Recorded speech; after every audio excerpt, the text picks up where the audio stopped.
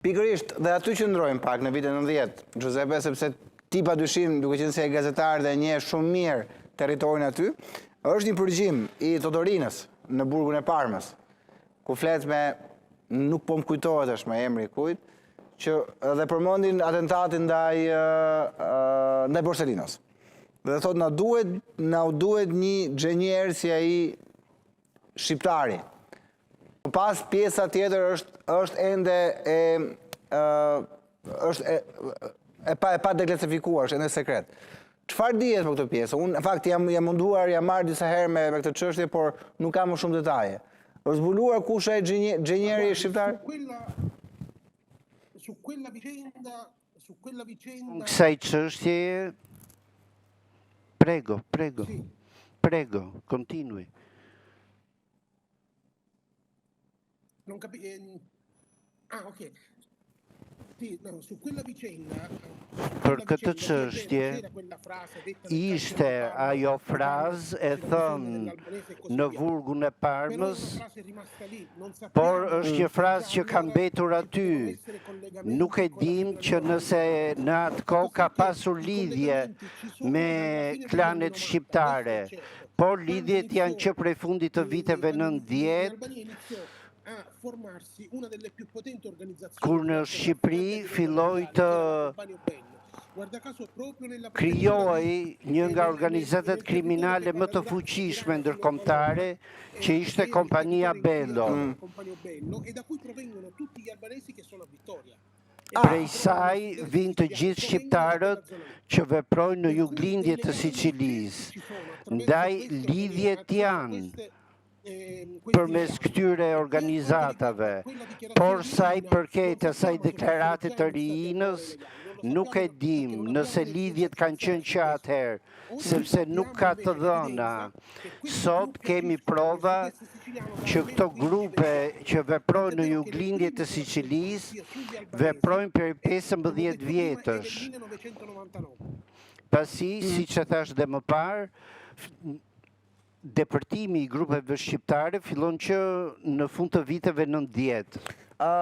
Giuseppe, duke u ndalur pak tek mafia, tek Cosa Nostra, përmende pas vdekjes së Binus, pas vdekjes të Totorinës, pas vdekjes Matteo Messina Denaros.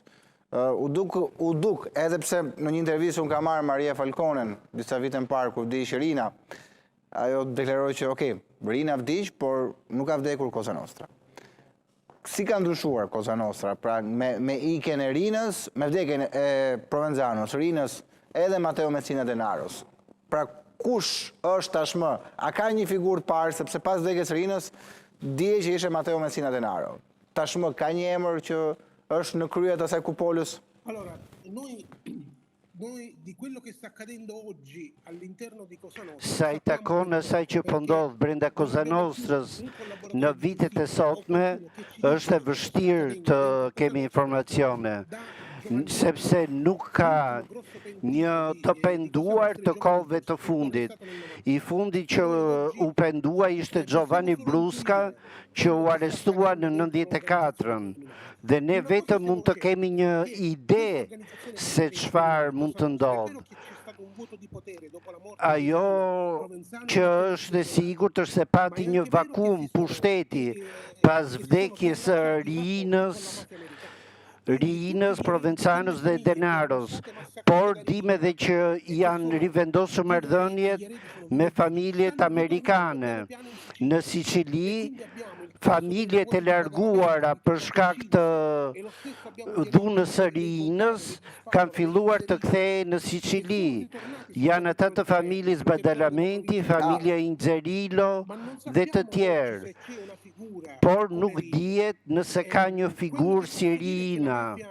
Ajo që mund të them është se mafia ka ndryshuar me ikjen e Totorinës, me daljen e tij nga skena, sepse ai e izoloi Cosa Nostrën në nivel ndërkombëtar, me luftën e tij kundër shtetit e dobësoi atë. Kjo dobësi është parë në kontrollin e trafikut ndërkombëtar të drogës. Në fillim, Cosa Nostra kontrollonte 90%. të trafikut, fal familjes Caruana Cuntrera, që sillte sasi kolosale droge në Sicili. Më pas filloi 'ndrangheta që pushtoi një pjesë të rëndësishme të narkotrafikut botror fal marrëveshjes me kartelet kolumbiane. Por Camorra, 'ndrangheta dhe Cosa Nostra kanë kuptuar që importi i drogës nga Amerika e Jugut ishte i vështirë, sepse parashikohen 10 vite burg dhe këtu hyn në lojë mafia shqiptare. Pasi pas luftrave në Ballkan, janë vendosur kontakte të reja. Prandaj, mafjet italiane kuptuan se është më mirë të jenë klient të shqiptarve se sa të rrezikojnë 30 vite burg. Ndaj po dedikohen gjithnjë e më shumë tek pastrimi i parave, duke përdorur njerëz të pa precedent penal dhe për t'ia lënë krahun e armatosur krimit organizuar shqiptar. Por kontrolli vazhdon nga grupet kriminale italiane, sepse një i huaj nuk mund të depërtojë në një territor të Italisë pa u marrë vesh me mafjet lokale. Cosa Nostra, 'ndrangheta dhe Camorra kanë lejuar kalimin e narkotikëve nga Shqipëria në Puglia, në Sicili dhe më pas në Kalabri.